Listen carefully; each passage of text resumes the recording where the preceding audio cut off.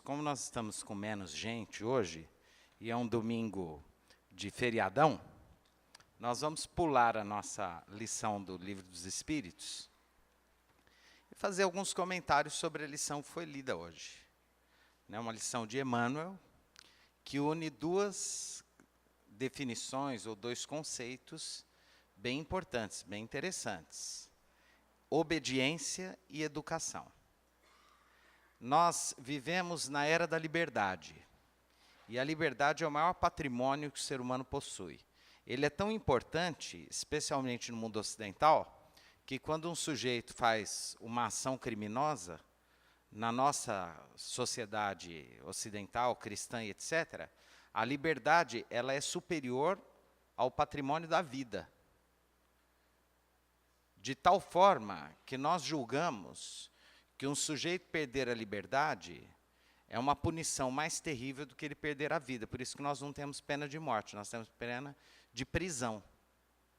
E acreditam os teóricos de inspiração humanista que perder a liberdade de forma perpétua seria de tal forma cruel que nós não temos o instituto da prisão perpétua também. Nós temos um limite máximo aqui. Por quê? Porque se acredita que é muito terrível perder a liberdade, que perder a liberdade é muito ruim. No entanto, essa liberdade, ela, às vezes, custa um preço muito alto. Como, por exemplo, o de não nos educarmos para a vida de relação com o outro. E até a vida de relação conosco mesmos e com as coisas de modo geral. O Emmanuel é muito interessante porque ele vai enumerando situações, experiências muito próximas da gente. Há uma lição no Evangelho segundo o Espiritismo que eu considero uma das mais importantes da doutrina espírita. Está lá no capítulo Bem-aventurados os aflitos e se chama Os Sofrimentos Voluntários. Em algumas traduções, vem os tormentos voluntários. Os Espíritos nos dizem que a maior parte daquilo que nos aflige na nossa existência atual é produto do exercício desastrado de nossa liberdade. As provas, as expiações que nos visitam ao longo da vida, em geral, portanto, com raras exceções, em geral, elas são muito pequenas, perto da quantidade de confusões que a gente arruma durante a nossa existência aqui. E aí nós temos que pensar num projeto reencarnatório. Então, vamos imaginar que o nosso projeto reencarnatório, nós já falamos exaustivamente disso aqui em muitos domingos, que a gente tem um planejamento básico na nossa existência.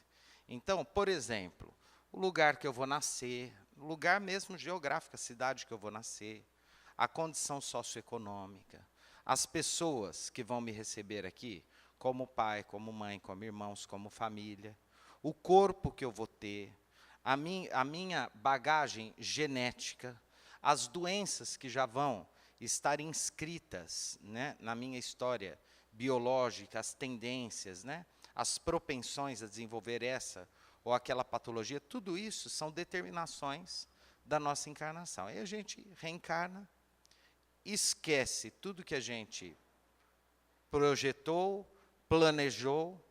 E por que é importante esse esquecimento do passado?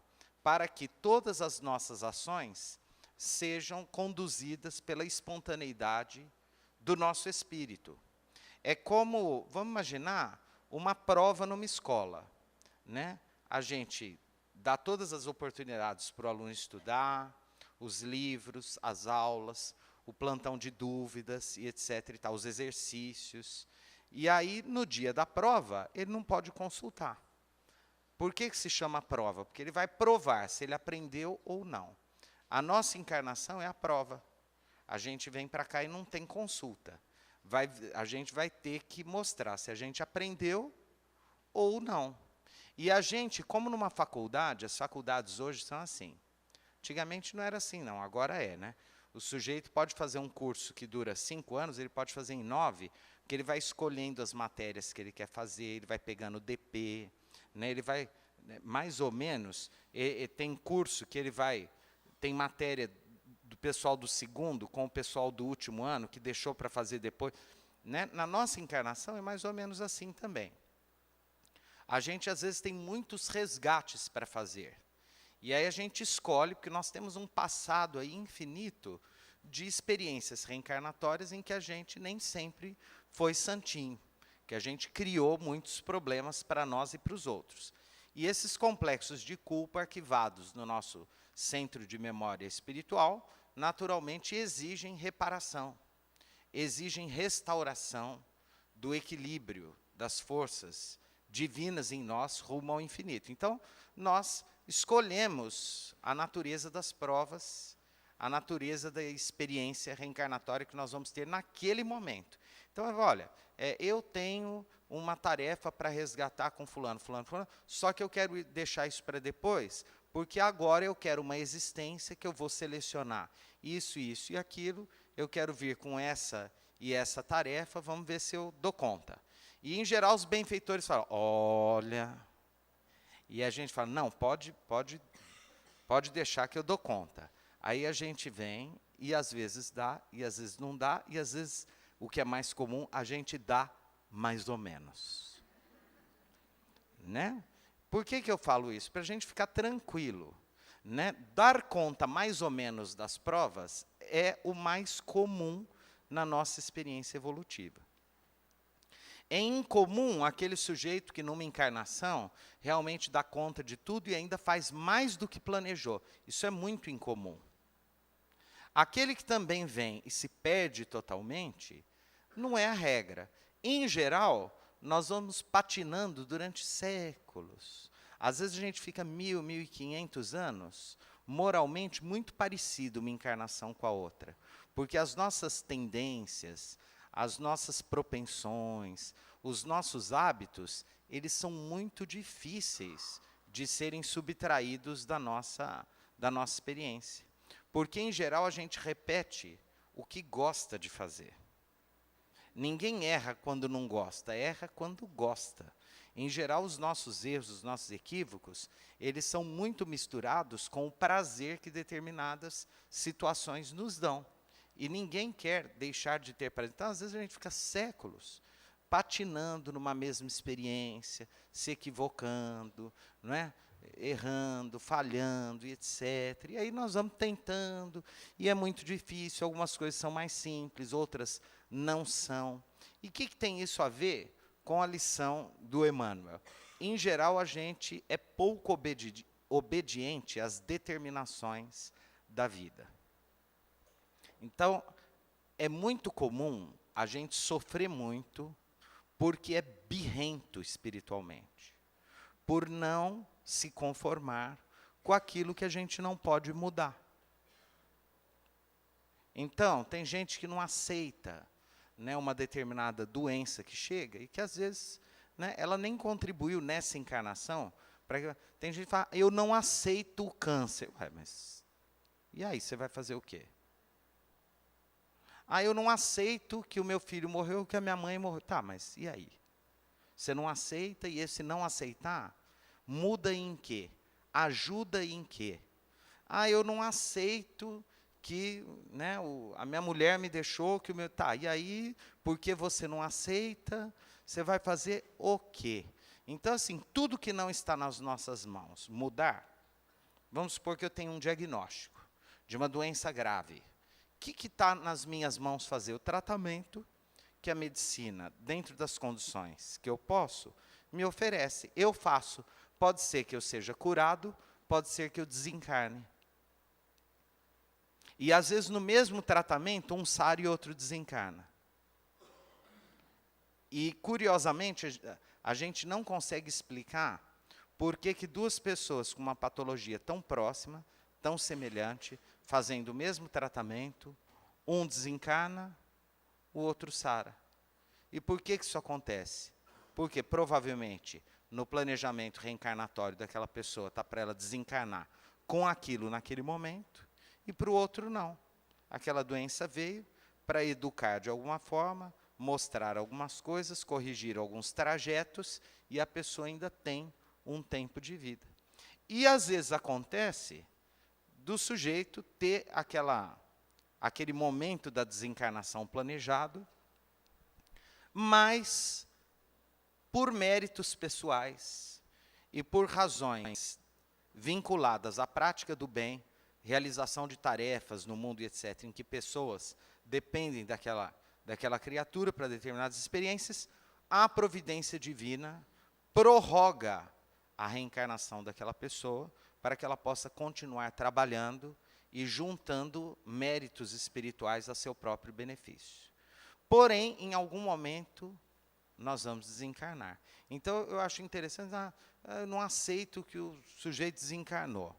Né? Mas não tem, todos nós vamos desencarnar. É o caso do suicida. Né? Todo mundo fala, o suicida escolheu a morte. Não, ele não escolheu a morte, ele escolheu antecipar a morte, porque ele ia morrer em algum momento. Todo mundo que chega para mim, eu quero me matar. Eu falo, tem paciência que você vai conseguir. E é verdade. Não precisa antecipar. A pessoa vai ter um momento. E, às vezes, o sujeito se mata sem saber que ele ia desencarnar semana que vem. E aí aquela confusão, aquele problemão todo. E era só esperar uma semaninha, aquele raio na cabeça. E a pressa. E é verdade, parece brincadeira, mas não é. Por quê? Porque a gente é teimoso, a gente é birrento, a gente tem dificuldade de aceitar a vida como ela vem se apresentando para a gente. Então, nós temos, ontem eu até estava dando num grupo de supervisão, muito interessante em psicologia, e tinha uma pessoa, né, falando de um atendimento que fez para uma senhora que estava num asilo. Ela tinha 70 e poucos anos, muito doente, e estava institucionalizada num asilo. Né? E aí, ele atendeu e tal, e ele dizia, ela reclamou muito das doenças e tal, e coisa. E eu fui tentando mostrar para ela, né, que é assim mesmo, que ela podia fazer alguma coisa boa e tal, e coisa. E ele entrou num confronto com ela, e eu virei bem para ele e falei assim, meu amigo, vamos pensar nessa mulher. Ela é idosa, está num asilo, provavelmente, né, não é o lugar que ela queria estar, ela não tem mais perspectivas de projetos existenciais.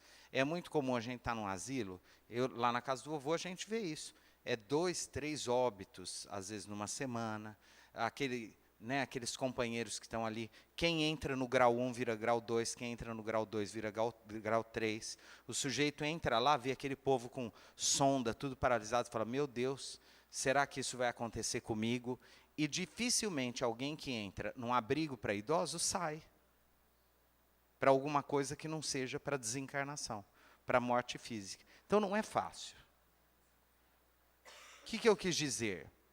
Olha, ela reclama, deixa ela reclamar, tadinha. Fala, não, é difícil mesmo. Às vezes a pessoa quer alguém que entenda a dor dela. Aí ele falou assim, mas eu não vou estar gerando conformismo na pessoa? Porque aí ele falou, Viktor Frankl, que foi aquele médico que sobreviveu a um campo de concentração nazista, né, falou, se o Viktor Frankl tivesse se entregado, ele tinha morrido no campo de concentração. Ele só não morreu porque ele não desistiu, ele não se entregou e ele sobreviveu. Eu falei, então, mas ele era jovem, e um campo de concentração, o fim da guerra põe fim ao campo de concentração. Agora, no asilo, ninguém sobrevive, morre mesmo. É diferente? É. Um idoso e um jovem, é diferente? É diferente. Então, a pessoa vai ficando muito idosa, ela sabe que, se ela não morreu jovem, a desencarnação, a morte, está chegando cada vez mais perto. E isso não é fácil. O envelhecimento é difícil, vem as dores, vem os problemas. E eu não aceito envelhecer. Ué, o único jeito é morrer jovem. Qual que é o único jeito de não envelhecer? Ter morrido antes. Né? Agora, alguém quer morrer jovem? Ninguém quer morrer jovem. A gente quer ficar velho. E a gente tanto não quer morrer jovem, que a gente acha o outro velho, mas o velho não acha que é velho. Eu conheço velho de 90 anos que não vai em lugar que tem velho. Conheço uma senhora, ela tem 92 anos. Vamos em tal lugar? Ela falou, eu não, só tem velho, não gosto de lugar que tem velho. Ela gosta de estar com a moçada. Por quê? E eu acho um barato, assim, né? Por quê? Porque o espírito não tem idade mesmo. O nosso espírito não envelhece. Nosso espírito fica cada vez melhor, se a gente tiver sabedoria e inteligência para ficar melhor. Porque tem gente que envelhece e fica com um rancor tão grande da vida que fica chato, irritado, descontando nos outros a amargura que ele tem de ter ficado velho. Esse não está entendendo nada. Agora, tem velho que consegue usar a idade a seu próprio favor. Né? Eu que estou quase chegando nos 50 anos, e a gente fala com todo mundo, né, sobre isso, e é muito comum. Vocês imaginaram que delícia a gente, com a cabeça que a gente tem, voltar aos 18 anos? Que maravilha, que delícia. O tanto de coisa errada, eu ia falar um negócio que a gente fez porque era imaturo, e que hoje, se a gente pudesse voltar, mas a vida é assim, né? A experiência é uma moeda muito valiosa, mas que no comércio da vida não tem muita aplicação prática, porque quando nós a juntamos em boa medida, já não há mais tempo de comprar muita coisa com ela. Então, a gente vai juntando. Os anos conhecem coisas que os dias desconhecem, nos dando experiência, que é um patrimônio maravilhoso, mas que na prática não vale quase nada, porque quando a gente junta em boa quantidade, já não há muito tempo de fazer muita coisa com ele. E aí a gente desencarna.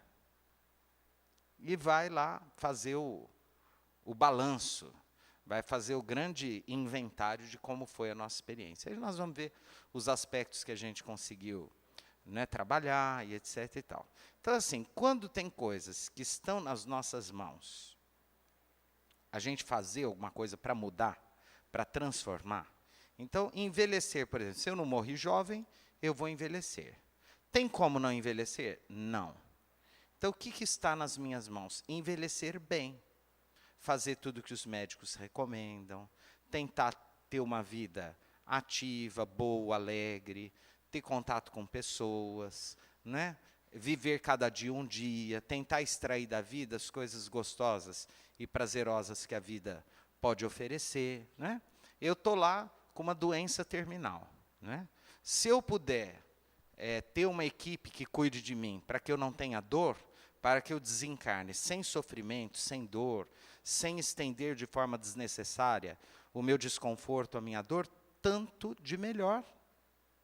Que bom que a medicina já tem. Esses dias eu fui ver um filme muito interessante sobre a vida do Tiradentes. Vocês já ouviram falar? Foi filmado uma história. Não sei se está passando aí nos cinemas. Eu vi a vida do Tiradentes. E é um retrato muito cru do que ele era. Ele era um homem muito rude, muito broncão, praticamente sem nenhuma ilustração. Que tinha contato com um homem muito ilustrado, que era o Tomás Antônio Gonzaga, né, nas Minas Gerais daquela época, Vila Rica, São João del Rei. E em algumas cenas mostra o ofício dele, que era arrancar dentes, por isso que ele era o Tiradentes. Às vezes era preciso 5 escravos fortes segurar uma pessoa, porque não tinha anestesia. E nem ideia de asepsia, era tudo com a mão suja. Né? Então arrancava aquelas coisas, infeccionava. Aí, quando a gente pensa que hoje a gente vai no dentista e tem anestesia, não é uma bênção divina? Hein? Não é maravilhoso? Eu não gosto de ir no dentista. A gente pensa que na encarnação passada você ia. E às vezes desencarnava, porque aquilo infeccionava. Né? E isso que essas infecções dava, a pessoa morria porque arrancava um dente. Então, assim, o mundo está melhor. A gente tem que tirar do mundo o que o mundo tem de bom, para que a gente se eduque existencialmente através da obediência àquilo que nós não podemos mudar. Então, diante da vida, a gente tem aquilo que a gente pode mudar e aquilo que não pode mudar. Aquilo que dá para voltar atrás e reparar, e aquilo que não dá para voltar atrás e tem que seguir à frente. Então, a gente vai equalizando essas coisas, o que não dá para mudar, para voltar atrás.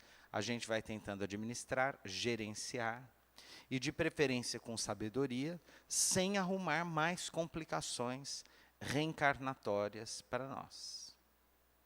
Quando a gente aprende a não se revoltar contra a vida, a olhar, né, tudo que a gente tem, porque a gente tem muita coisa boa. A gente precisa ter olhos de ver, ouvidos de ouvir. Eu sei que isso pode soar brega, um clichê do senso comum, uma historinha que todo mundo já leu ou já ouviu, mas é isso, é uma verdade que se repete ao longo dos séculos, dos milênios. A gente pode olhar para as coisas boas ou se fixar nas coisas ruins da vida e sofrer com elas. Isso não vai mudar nada, nós vamos desencarnar, e chegando no mundo espiritual, nós vamos estar cara a cara com o tempo que a gente perdeu com a nossa birra, com o nosso biquinho, com a nossa dificuldade de se adaptar àquilo que a vida traz para a gente. E quando é alguma coisa que a gente buscou, a gente também precisa fazer as pazes com a gente mesmo. Então, errei, eu posso ficar aprisionado naquele erro, me lamentando, me sentindo culpado, etc. e tal, ou eu posso me sentir culpado, sentir realmente muito o erro que eu cometi e tentar, a partir daquele momento, uma reparação, uma transformação, uma mudança, né, uma harmonização com uma outra situação, com outro contexto que esteja nas minhas mãos. O nome que a gente dá a isso, a essa capacidade de caminhar para frente, para o alto, né, na convicção de que está nas nossas mãos construir a nossa iluminação espiritual, é a esperança. A esperança é a coisa mais maravilhosa do mundo. A esperança é que ilumina o olhar dos moribundos, aqueles que estão à beira da desencarnação, né, que estão na esperança de adentrar um mundo em que a dor e a doença sejam extirpados temporariamente, em que se alivia a dor, em que a gente possa continuar a nossa evolução espiritual. É a esperança que está nos olhos do enfermo que entra numa sala de cirurgia, na convicção de que os médicos extirparão a sua doença.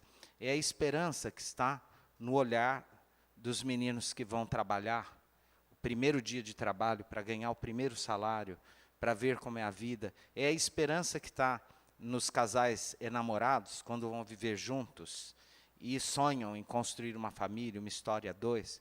É a esperança que está no olho da mulher, que sofrendo violência consegue se separar do marido, que espancava, que judiava e que vai tentar seguir uma vida feliz, livre, né, do jugo de pessoas cruéis. Então, assim, se a gente perder a esperança, a gente perdeu tudo.